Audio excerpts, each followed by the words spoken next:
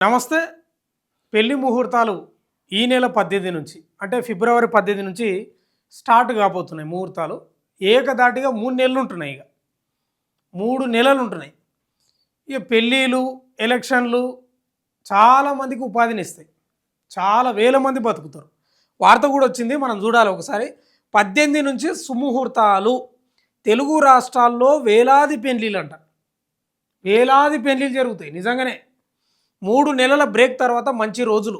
జోరుగా function హాల్ల booking, వేల కోట్ల రూపాయల బిజినెస్, ప్రత్యక్షంగా పరోక్షంగా వేల మందికి ఉపాధి. నిజమే అది. ఎలక్షన్లు వస్తే కూడా చాలామంది బతుకుతారు. చాలామంది బతుకుతారు ఎలక్షన్లు వస్తే. పెళ్ళిళ్ళు వస్తే కూడా చాలామందికి ఉపాధి దొరుకుతుంది.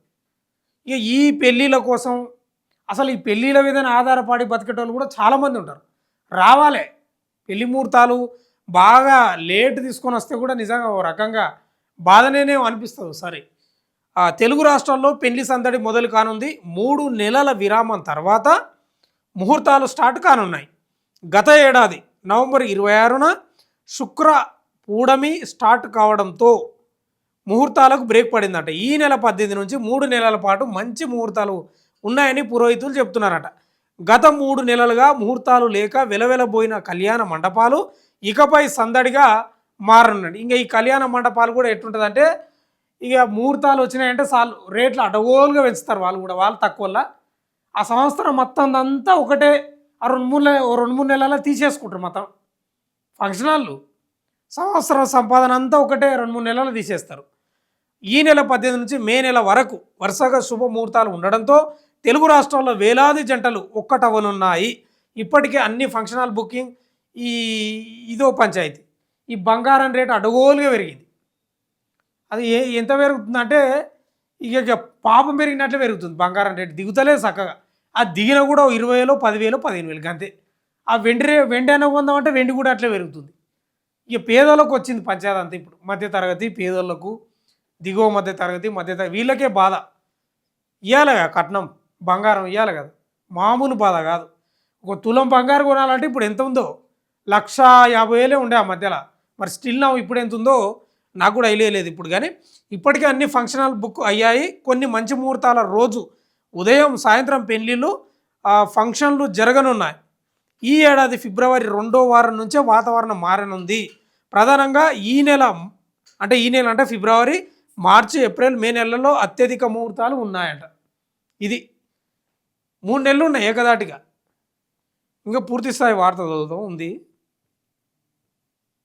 ఇదిగో పంతులు కూడా వచ్చిండు. పంతులు కూడా ఏంది, పాలెపు చంద్రశేఖర్ శర్మనంట పురోహితుడు. మన దగ్గర ఒక పురోహితుడు, నా దగ్గర ఒకటో 2 నెంబర్లు ఉన్నాయి, చూద్దాం వాళ్ళు ఏం చెప్తారు.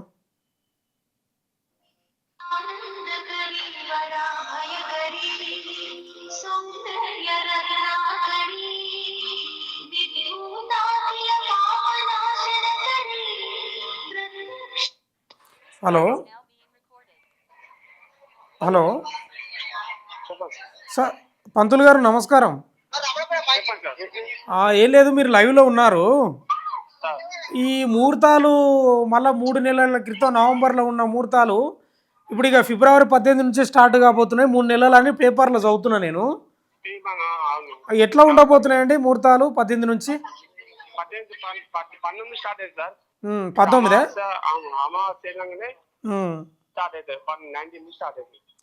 అంటే ఏకదాటిగా ఎన్ని నెలలు ఉండొచ్చు? ఇక్కడ 3 నెలలు అని ఉన్నట్టుంది పేపర్లో. అంటే ఎట్లా ఉండొచ్చు పంతులు గారు ఈసారి పెళ్ళిళ్ళు ముహూర్తాలు? అంటే డేట్లు ఎక్కువనే ఉన్నాయా? 3 నెలల్లో ఎక్కువ డేట్లు ఉన్నాయా? అవును సార్, ఉన్నాయి బాగానే ఉన్నాయి. శివరాత్రి స్టార్ట్ అవుతాయి. ఇప్పుడైతే ఇప్పుడు ఏమైనా మాట ముచ్చట చేసుకోవచ్చు. బట్ సింక్రోన్ ఏంటంటే ఇప్పుడు ఏది కొత్త పంచాంగము వస్తాయి కదా సార్, ఉగాది. ఓకే, అప్పటి కూడా బాగానే ఉంటుంది. మరి పంతులు గారు ఈ బంగారం రేటు బాగా పెరిగింది కదా, మధ్యతరగతి, దిగువ మధ్యతరగతి పేదవాళ్ళకి ఇబ్బంది కదా బాగా. మనం ఏం చేస్తాం సార్, అది అదేలే మీ పరిధి కాదులే కానీ మామూలుగా అడుగుతున్నాను. అదే మీ అంచనా ఎన్ని వేల పెళ్ళిళ్ళు ఉండొచ్చు? అంటే మీకు మామూలుగా మీరు పురోహితులు కాబట్టి ఎన్ని వేల పెళ్ళిళ్ళు కావచ్చు మీ అంచనా 2 తెలుగు రాష్ట్రాల్లో? లక్షకు 20,000 to 25,000 దాకా ఉండొచ్చు సార్. 20-25. ఉమ్. ఓకే. కానీ పంతులు గారు పెళ్ళిళ్ళు అయితే కూడా చాలామందికి పరోక్షంగా ప్రత్యక్షంగా ఉపాధి బాగా ఉంటుందండి. అర్థం కాలే అంటే పెళ్ళిళ్ళు చేసుకుంటారు కదా, సార్. చాలామంది ఆ పెళ్ళిళ్ళ మీద ఆధారపడి బతికే వాళ్ళు కూడా చాలామంది ఉంటారు అంటున్నా. ఉంటది కొంతమంది ఉంటది ఇక అది. ఇప్పుడు టెంట్ వాళ్ళు కానీ మటను చికెను ఇట్లా అట్లా అంటున్నాను నేను. ఇక కొంత మధ్యతరగతి వాళ్ళైతే ఇక మామూలుగా చేసుకుంటారు. వేరే వాళ్ళు అంటారు కొంచెం గ్రాండ్ చేసుకుంటారు. ఉమ్. ఇక దానికి వాళ్ళ కట్నం మన వల్ల కూడా వాళ్ళకి ఎంతో తీసుకోవాలి. అంతే పెద్ద నాకు ఇంత ఇవ్వాలి అంత ఇవ్వాలని రూల్స్ ఏం లేదు అట్లా. అంతే అదే. ఇంకోటి పంతులు గారు, ఇప్పుడు జనాలు మనల్ని గొప్పగా అనుకోవాలని కూడా చాలామంది ఏం చేస్తారంటే అప్పులు చేసి పెళ్ళిళ్ళు చేసుకుంటున్నారు. సార్. అప్పులు చేసి పెళ్ళిళ్ళు చేసుకుంటున్నారు. అవును, అప్పులు ఇక కొంచెం కొన్ని ల్యాండ్ ఇష్యూస్ కొన్ని ఉంటాయి.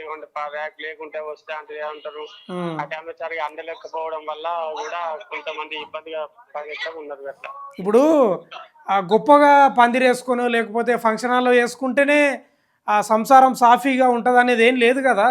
ఏం లేదు. ఎవరి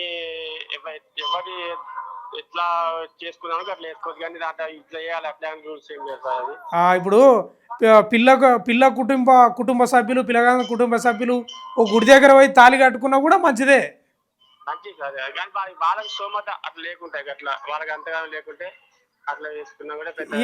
ఇవాళ ఏమైపోయిందంటే పంతులు గారు, ఆ మంది ఏమనుకుంటారో నలుగురు ఏమనుకుంటారో, అరే మనం పందిరి వేయకపోతే ఫంక్షన్ హాల్లో చేయకపోతే కదా అని ఆ బాధతోటి కూడా అప్పులు చేసి పెళ్ళిళ్ళు చేస్తున్నారు. చేసుకుంటారు సార్ వాస్తవంగా అది కూడా. ఓకే. థ్యాంక్ యూ పంతులు గారు. అయితే ఈ 3 నెలలు అయితే ఏకదాటిగా ముహూర్తాలు ఉన్నాయి బ్రహ్మాండంగా అంటారు. ఉన్నాయి సార్. మధ్యలో ఏమన్నా అయితే కూడా కొత్త పంచాంగం వస్తారు సార్. ఇప్పుడైతే కొత్త పంచాంగం కూడా దాని కూడా చెప్పలేము అట్లా అని. ఓకే థ్యాంక్ యూ అండి. మీరు ఎక్కడ సార్? Okay sir. ఓకే. ఇది పంతులు గారు కూడా చెప్తున్నాడు,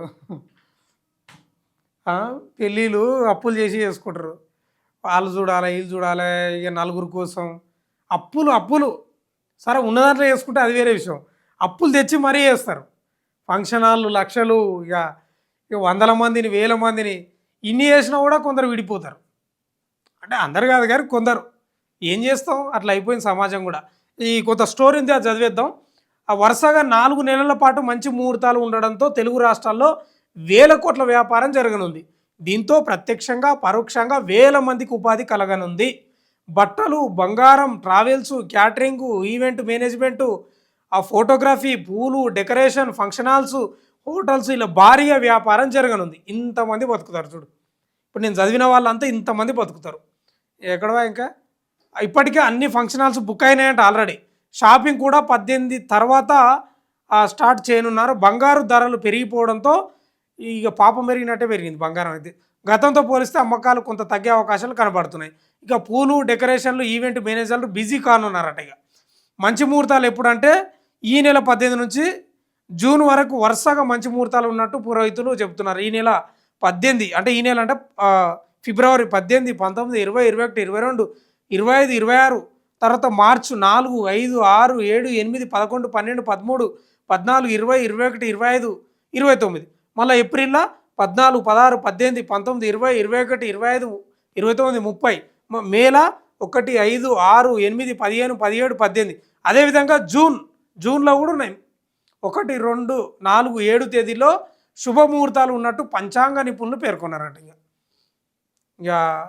ఇక పెళ్ళిళ్ళు మామూలుగా ఇక తెలుగు రాష్ట్రాల్లో అంగరంగ వైభవంగా జరుగుతాయి పెళ్ళిళ్ళు, బాగా జరుగుతాయి. మనం అనుకుంటాం కానీ ఉత్తర భారతదేశం కంటే మన తెలుగు రాష్ట్రాల్లో బాగా డబ్బున్నోళ్ళు చాలా గొప్పగా చేస్తారు పెళ్ళిళ్ళు కూడా. ఈయన పాలెపు చంద్రశేఖర శర్మ పురోహితుడు ధర్మపురి అంట. ఒకసారి ఏమన్నాడో చూద్దాం.